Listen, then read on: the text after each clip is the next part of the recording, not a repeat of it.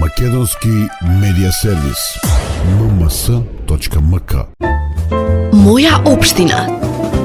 Европскиот автобус изминатата недела пристигна во Свети Николе, со што тргна патувачкиот караван со европските амбасадори, млади студенти, уметници и спортисти, како дел од кампањата ЕУ за тебе. Се возеа велосипеди, се истакнуваа европските вредности, се дебатираше. Светиниколските ученици од СОУ Кочарацин го заплиснаа францускиот амбасадор во Македонија Кристијан Тимонија со редица прашања. Како до стипендии за образување во Европа? Ке почне ли Македонија конечно преговори со Европската Унија? Зошто Македонија да сака да влезе во ЕУ кога богати земји како Швајцарија и Норвешка не сакаат да членуваат во Сојузот? Како да се сопре миграцијата? Беа само дел од љубопитните прашања. Амбасадорот Тимонија се трудеше да одговори на сите.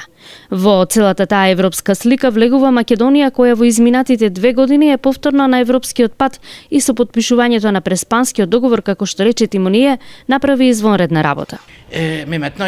Но сега очекуваме нели да се спроведат сите останати реформи, патот е долг, но вашето место си обелижано внатре во европската изградба, но сега треба уште само да и се приклучите. И може се разбира да очекувате помош и од Европската Унија, односно европските институции, но и на билатерален план од Франција на тој план. Младите прашуваа дали наскоро Македонија ќе добие датум и зошто токму неговата земја се противи на евроинтеграциите, на што амбасадорот рече дека Франција во случајов е строга, но земјава треба сериозно да работи на подготовки на членство, што европските народи тоа треба и да го видат. На францускиот амбасадор ова му беше прво доаѓање во Свети Николе. Го пречека градоначалникот Сашо Велковски, кој го запозна со општината, со навиките на луѓето, нивната дејност, но и очекувањето од Европската Унија, потенцирајќи го чувството на Свети Николчани, дека Македонија е дел од Европа.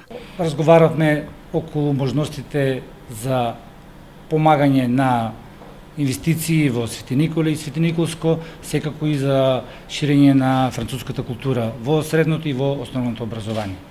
Јас сум пријатно задоволен од средбата и се надевам дека понатаму ќе продолжиме да функционираме не само преку француската амбасада, туку ќе продолжиме да соработуваме и со францускиот културен центар во Скопје. Граѓаните на општината Свети Николе навистина се дел од Европа. Во општината работат компании со доминантен капитал на сопственици од европските земји, како што е конфекцијата мода со доминантен германски капитал, која вработува 1000 работници, но и со уметници кои настапуваат во европските земји, како што е младиот пианист Гоце Златев, кој неодамна беше во главниот град на Франција, на покана на парискиот градоначалник. Моја општина. Македонски медиа сервис. mms.mk.